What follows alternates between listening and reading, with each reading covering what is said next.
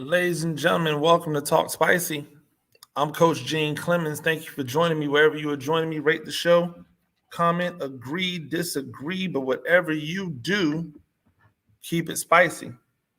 5-star ratings are appreciated. If you're joining me on the YouTube channel, you know what to do.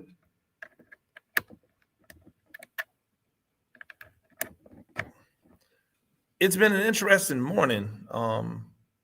Had some technical difficulties, but we seem to have them all worked out now, which is why we didn't have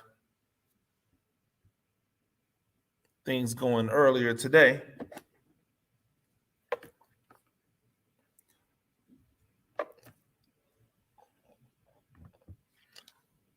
I was actually doing a thing last night. I was about to get engaged in what I thought would be a nice back and forth, and maybe get some more insight into an interesting thing. I think I may have talked about it before at some point, but I'm not really sure.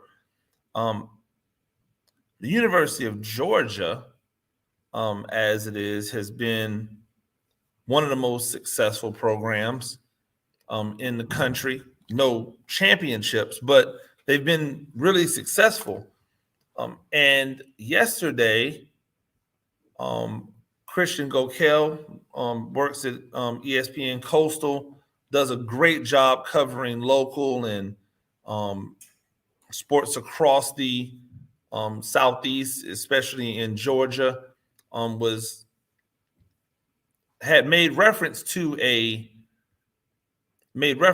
comment that was made by Kirby Smart, and in one of the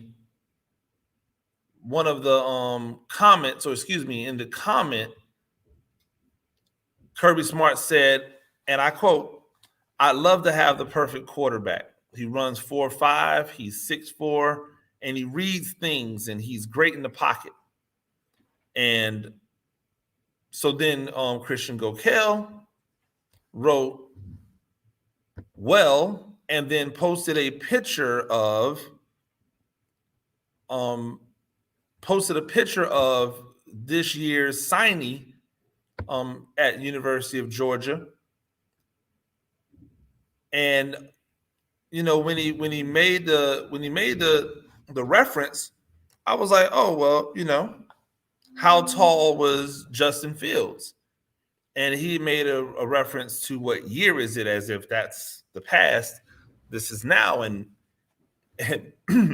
my response, which I actually thought was a pretty good response, as responses come, I was like, apparently it's the year of no diversity for at the position for Georgia.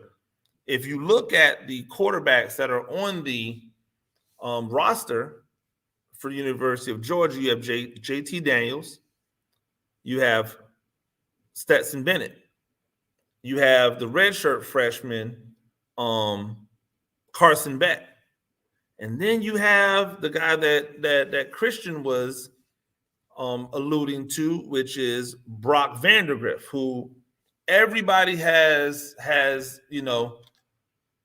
gone gaga over. Tall, athletic. I believe he was the number one dual threat quarterback in the country. Excuse me, number 2 dual threat quarterback in the country.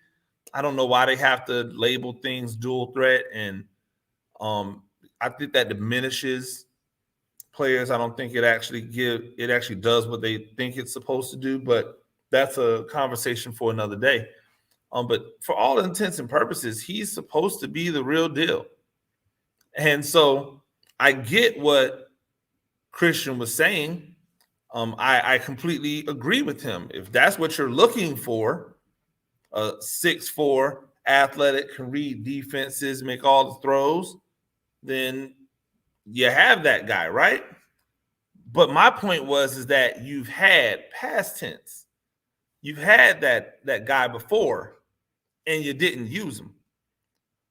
And then it got me thinking about the fact that I see 4 white guys in this makeup, and I'm like, well, maybe I'm missing something. Maybe there have been black quarterbacks. But then I remembered, no. Since Justin Fields was the only quarterback to touch the field as a black quarterback for Georgia, in what I would consider to be meaningful stats. I think maybe one game last year, a quarterback got a little bit of play, but nothing to stick with them, anything like that. It was over. And I started doing some research. I looked back. Mason Wood, 1 year. Quarterback, he was on Georgia's roster for 1 year. Nathan Priestley, 1 year. 6'4", 205, by the way. DeJuan Mathis, 1 year. 6'6", 205. Justin Fields, 1 year. Do you remember the last time Georgia had a black starting quarterback? I do. I do believe it was DJ Shockley. That was a long time ago. It doesn't seem as if it was, but it was a long time ago, which got me to thinking, this can't be a race issue, because Kirby Smart is the head coach of the University of Georgia, and the University of Georgia has tons of black players on it. Lots and lots of black players. This is not a race issue where one could question whether he likes or whether he doesn't like black people. Clearly, he has black coaches on his staff. This is not a race issue. But it is an interesting nugget that no black quarterback has been able to sustain, has been able to break through. I really do wonder why Jamie Newman decided to opt out of the season. I don't know why. I'll never know why.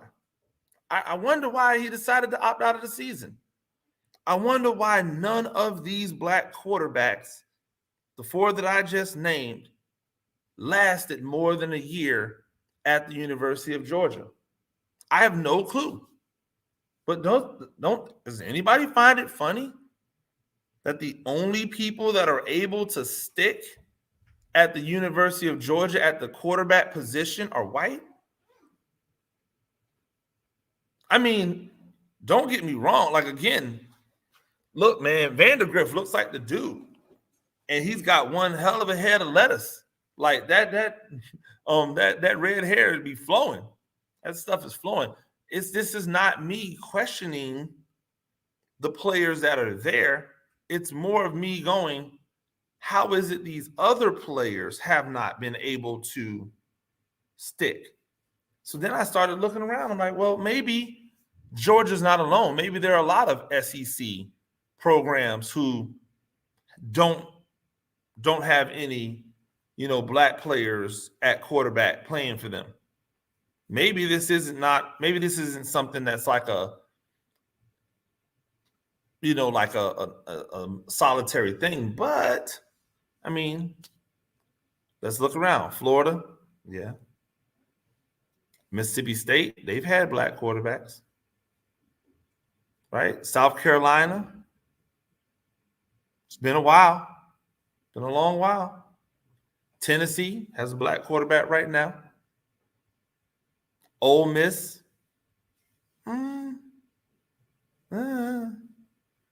LSU, it's been a while now.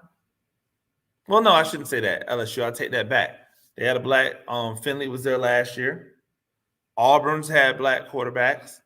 Alabama famously, at the beginning of Nick Saban's tenure, when Kirby Smart was there, by the way, they had carbon copy white guys every single year. And then all of a sudden,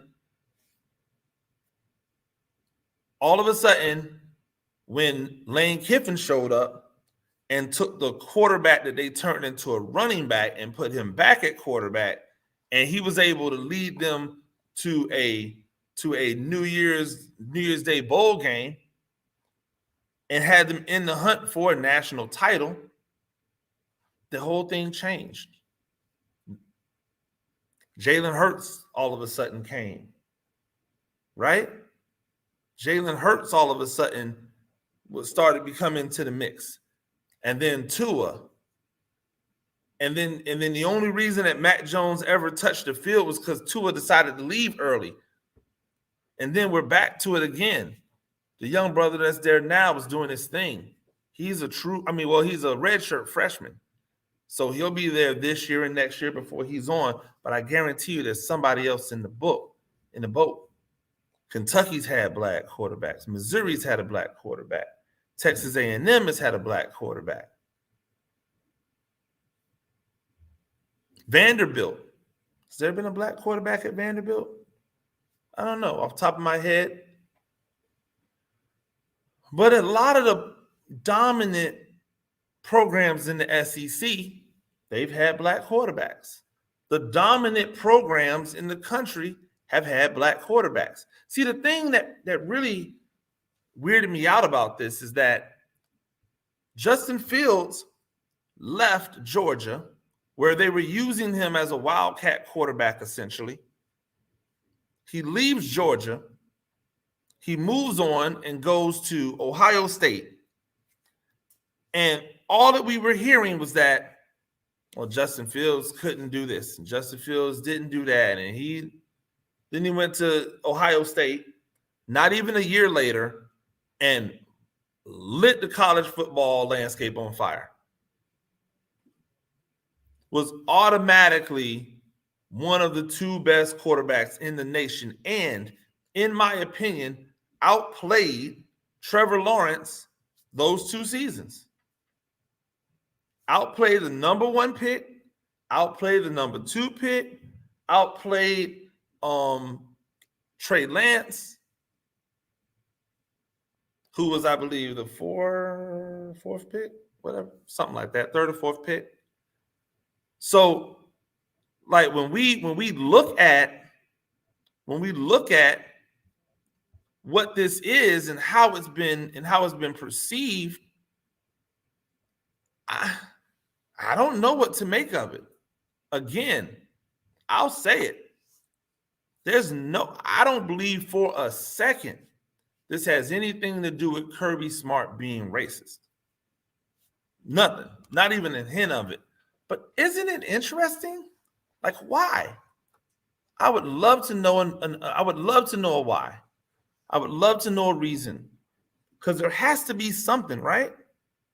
There has to be some type of disconnect between the black quarterbacks that go to Georgia and that program, because they just don't stick around. The proof's in the pudding. And the truth is that you could probably go back into the Mark Richt years and say the same thing. But it's strange to me, because if you're looking for tall, athletic quarterbacks who are smart, then you have a ton of them right here in the state of Georgia. They just happen to look like me. Ladies and gentlemen, that's been Talk Spicy. I'm Coach Gene Clemens. We do this thing a few times a week, usually earlier. Rate the show, comment, agree, disagree, but whatever you do, keep it spicy. 5-star ratings are appreciated. If you're joining me on the YouTube channel, you know what to do. Until next time, peace.